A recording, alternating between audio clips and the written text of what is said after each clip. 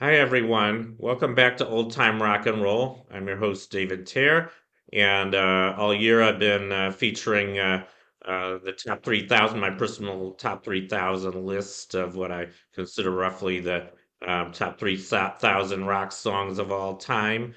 And I'm up to number 2993, and that is Please Mr. Postman by the Beatles. And this song is a cover. It was actually one of the early recordings. It was released in 1963, before the Beatles were really famous in America. They were already big stars in their native country of England, but it took them a while to get noticed. But this one was released on. It was actually the B side of the single "Roll Over Beethoven," which was another cover by the Beatles, originally recorded by Chuck Berry. The Beatles did a lot of covers early on. I guess that was the way they kind of became popular. I mean, they did write a lot of their own music early on, but since nobody really knew who they were at first, I guess the way they kind of became popular was by, recording a lot of covers from a lot of other big rock and roll artists. And like I mentioned, "Please Mr. Postman" was a cover of a Motown song by the Marvelettes. They were a big Motown band. They actually had a number one song with us in 1961. Uh, and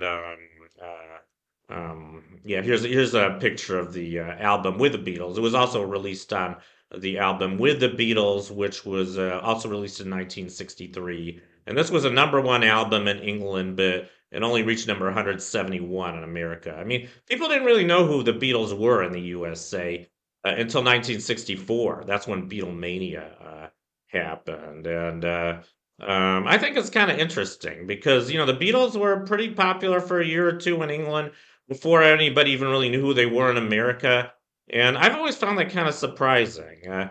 But I guess some of it kind of makes sense because things were a lot different in '63 than in '64. For instance, I think it was JFK's assassination that just kind of changed the whole mood of the country. And if you look at the early '60s, it was a very different era, especially in terms of music. I mean, the popular music from the early '60s is a lot different from the late mid to late '60s, and I think the Beatles kind of set the stage for that. I guess after a lot of other shit happened, like JFK's assassination, and the world changed, and I guess the Beatles were just kind of part of that change.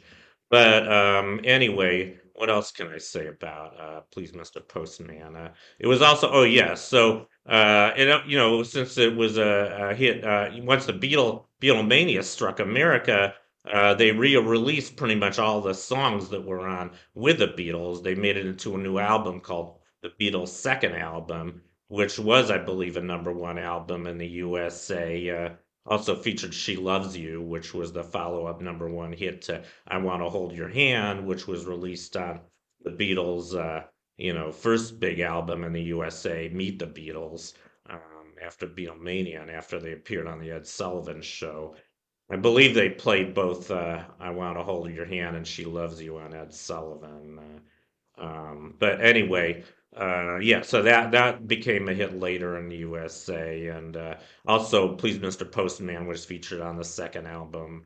I actually had this album. My uncle bought this album, and my sister and I listened to it a few times when we were kids. And it's a good album. I mean, it has a lot of good early songs by the Beatles, and interestingly, like I mentioned, "Please Mr. Postman" was a Motown hit originally. And there were actually three Motown hits. There were two others. The two other ones on with the Beatles and the Beatles' second album were um, "Money That's What I Want" by Barrett Strong, and "You've Really Got a Hold on Me" by originally by Smokey Robinson and the Miracles. So, uh, and just a little heads up here, in case you're interested in more of my countdown. Uh, all three of those original Motown songs are on my list, but I believe the only Beatles cover that's on my list is this one.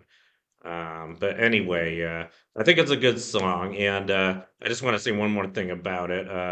The reason that the Beatles were able to record these songs was because their manager, Brian Epstein, uh, bought the rights to them from the Motown manager, Barry Gordy Jr., shown on the right. Brian Epstein's on the left, and Barry Gordy's on the right. And they bought the right to these songs, which is why the Beatles were able to record them. So, anyway, that's my profile on Please Mr. Postman. I hope you enjoyed it, and I'll see you next time.